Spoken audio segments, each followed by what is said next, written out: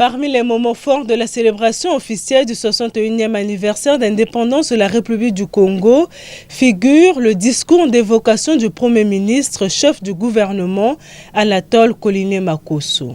Dans son évocation, le Premier ministre a tout d'abord salué la mémoire des pères fondateurs de l'indépendance qui ont entrepris la marche du Congo à la souveraineté internationale.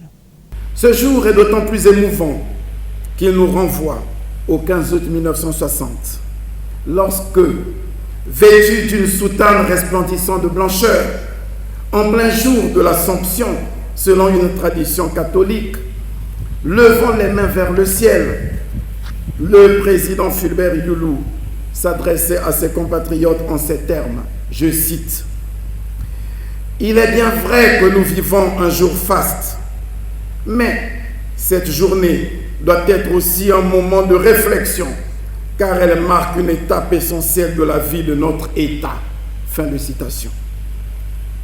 Notre État, avait alors clamé haut et fort le président Fulbert Youlou, tout heureux et tout fier.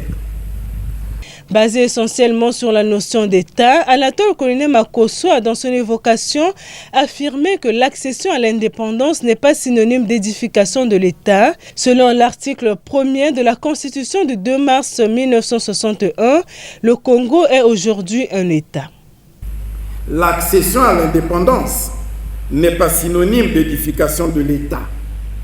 La Constitution du 2 mars 1961 consacre son titre premier à l'État et la souveraineté. Au terme de cet article, la République du Congo est un État indépendant. Cette précision est d'autant plus nécessaire qu'en 1958, au moment où la République fut proclamée, le Congo n'était pas un État indépendant.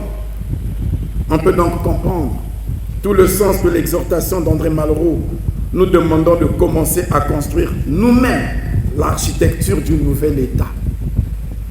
Ici est de signaler que le Premier ministre chef du gouvernement Anatole Koliné-Makosso a de même puisé dans les symboles de la République, l'hymne national et le drapeau du Congo, les éléments qui font du Congo un État de droit qui prône l'unité.